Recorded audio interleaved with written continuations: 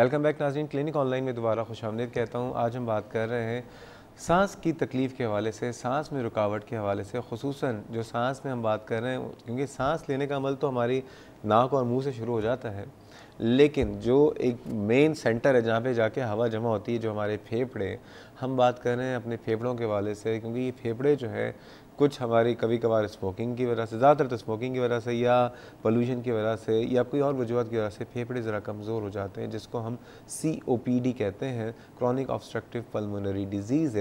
तो इस वाले से बात कर रहे हैं, लेकिन आपकी कॉल्स मौजूद हैं और साथ हमारे साथ मौजूद हैं डॉक्टर हाशिर माजिद साहब आखान यूनिवर्सिटी हॉस्पिटल से, assistant professor pulmonary and critical care के। कॉलर हमारे साथ मौजूद है रुबीना साहिबा। अस्सलाम वालेकुम रुबीना साहिबा।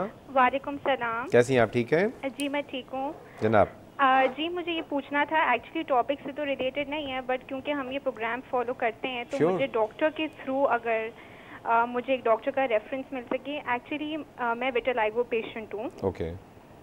और मैंने जो है वो 5-6 साल इलाज करवाया है, बड़ी हॉस्पिटल से भी कराया है, प्राइवेट हॉस्पिटल आगा खान हॉस्पिटल, और इसके बाद अभी हकीम का भी इलाज करवाया है, पर इतना ज़्यादा कुछ प्रोग्रेस नहीं है। ओके। एंड हम आई रिमेंबर कि मेरी मॉम ने देखा था प्रोग्राम, तो उन्होंने विटिलिगो के लिए डॉक्टर ने कुछ रेफर किया था एक दूसरी डॉक्टर को। तो अगर हम डॉक्टर हाशिम के रेफरेंस से अगर हमें कोई डॉक्टर मिल जाए जो विटिलिगो का इलाज कर सके और इसका रिजल्ट बहुत अच्छा हो। अच्छा, मैं आपको इसमें हेल्प कर सकता हूँ, ठीक है, क्योंकि मेरे प्रोग्राम में विटिलिगो में मैंने बहुत से प्रोग्राम्स किए हैं।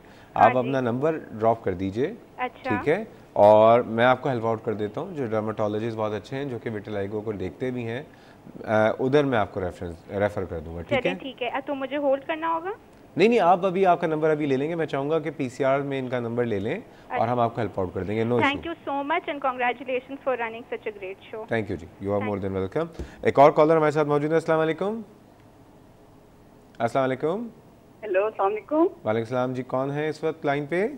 हाँ जी, मैं इफ़त बोल रही हूँ लाहौर से। जी इफ़त बोल जी, इफ़त साहिबा खुशामदीद। कैसी हैं आप? ठीक हैं हाँ जी, शुक्र अल्लाह जनाब। जनाब फरमाइए। डॉक्टर साहब, आपसे एक रिक्वेस्ट थी। जो प्रॉब्लम है वो आपके टॉपिक से रिलेटेड तो नहीं है? आज ऐसी कॉलें आ रही हैं। खैर जी बताइए।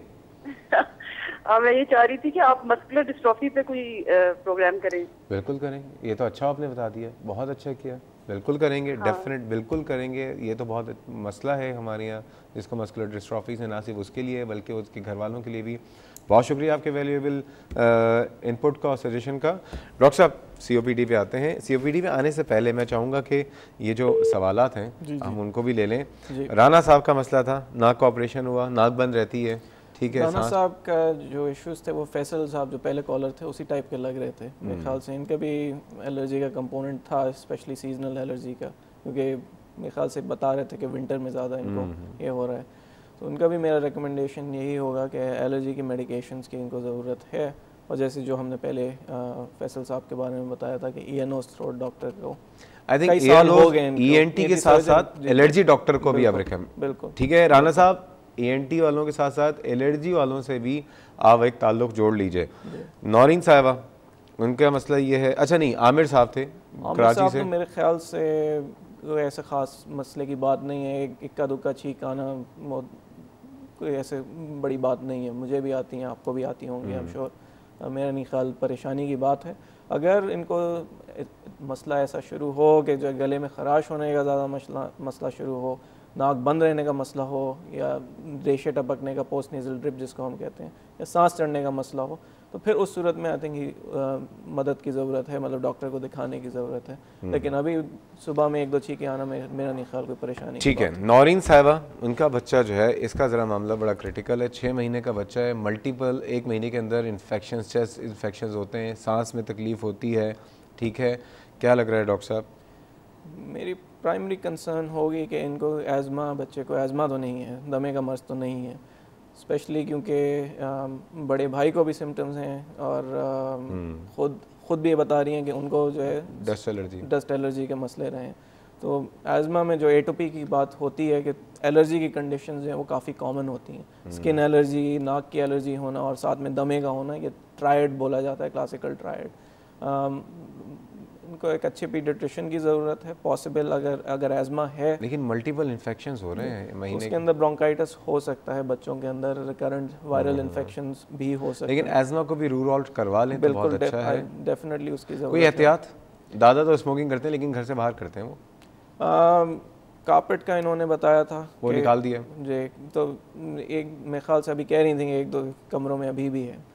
बच्चों के कमरे में डेफिनेटली नहीं होना चाहिए, और इनके लिविंग एरिया में भी जहाँ भी बच्चे ज़्यादा हों, बच्चों के बेड कवर्स, बच्चों के पिलो केसेस वो हफ्ते में रेगुलरली बदलने की ज़रूरत है। ठीक है। जितना जो है एलर्जन से आप कम कर सकें एक्सपोजर, वो आफ्टर बात से सर कॉल है। रज़िया साहिबा बहुत देर से लाइन पे मौजूद हैं। अस्सलाम वालेकुम रज़िया साहिबा।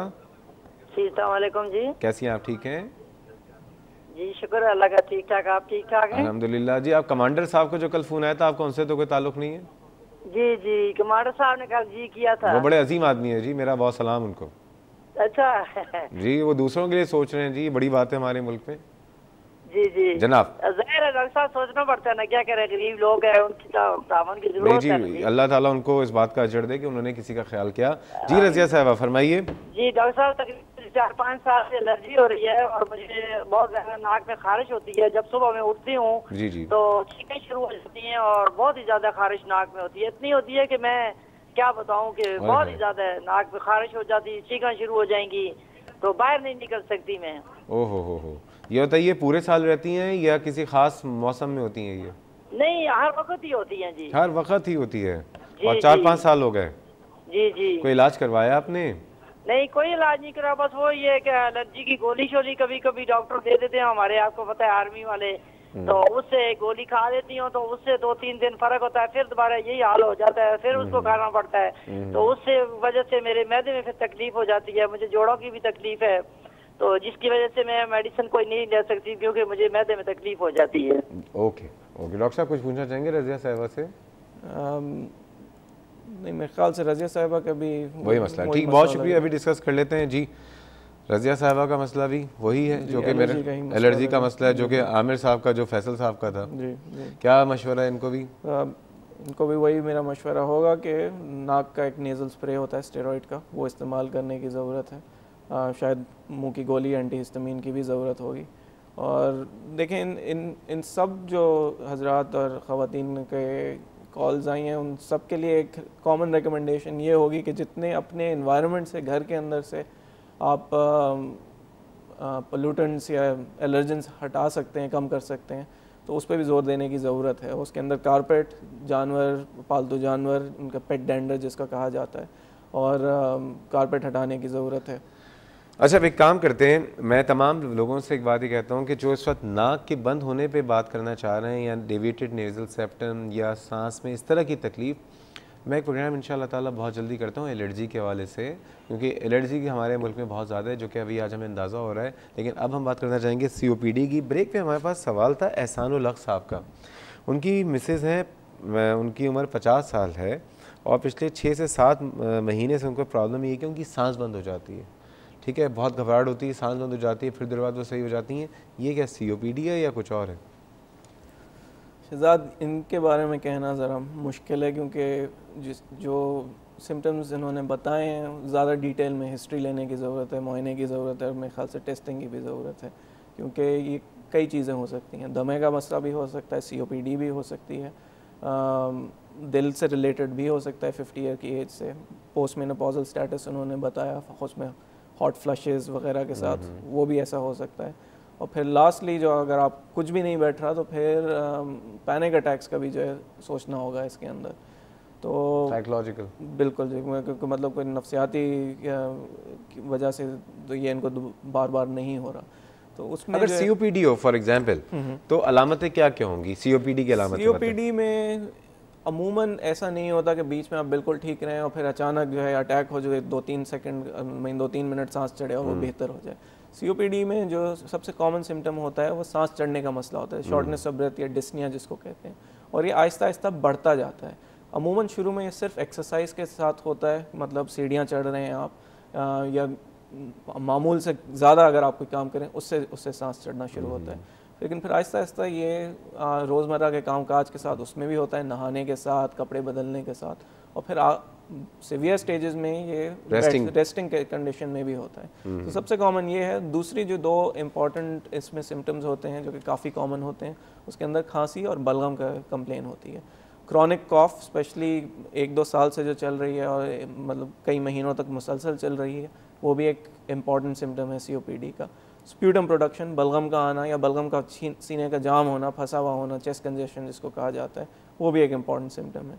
तो अगर ये इस किस्म के सिम्टम्स हो रहे हों और स्पेशली जो है मिडिल एज के अंदर है, 40 साल से ऊपर उम्र है, स्मोकिंग की हिस्ट्री है या एक्सपोजर है आपको बायोमास फ्यूल्स के साथ, कोयले के ईंधन आपने घर के अंदर इस्तेमाल किया हुआ है या अच्छा डॉक्टर साहब ख़तः खलामी माफ़, जी ये जो बलगम वाली बात की ना आपने, ये तो हमारे यहाँ एक बहुत बड़ा मसला है कि बहुत से लोग हैं जो ना स्मोकिंग करते हैं, लेकिन उनको बड़ा मसला रहता है कि जी सुबह उठते हैं तो जी बलगम आया हुआ होता है बहुत ज़्यादा, और रेशे का उनको मसला होता है कि जी रेशा बहुत आता है। ये क्या चीज़ है, क्या ये भी COPD है? देखिए इसके अंदर COPD पॉसिबिलिटी है, लेकिन ज़्यादातर ऐसी चीज़ों में जो एलर्जी का मसला है वो ज़रा ज़्यादा होता है। रेशे की जो आप बात कर रहे हैं, बलगम स्पेशली। एलर्जी आपको COPD की तरफ ले जाता है? एलर्जी का एज सच इतना स्ट्रॉन्ग लिंक नहीं है। एलर्जी जो है ज़्यादा आपकी एज़मा की तरफ पॉइंट करता है, दमे की तरफ पॉइंट करता है। COPD में ज़्यादा सांस चढ़ने का मसला और खांसी जो कि मुसलसल चलती रहे, सिर्फ ऐसी नहीं कि सुबह के वक्त हो रही है या रेशा टपक रहा है उसके साथ सुबह में खांसी हो रही है। अच्छा ये बताइए, इसकी डायग्नोसिस पे मैं आऊँगा, लेकिन उससे पहले राबिया बहुत देर से कॉल पे हमारे साथ। राबिया अस्सलाम वालेकुम। राबिया साहबा अस्सलाम वालेकुम। वालेकुम सलाम। जी बहुत माजरत, आप बहुत देर से लाइन पे थी जनाब। जी फरमाइए। जी मेरा मसला तो नहीं है, खैर मेरी सिस्टर का मसला है। क्या नाम, मतलब किसी के लिए तो फ़ोन किया है ना, वही मसला बता दें।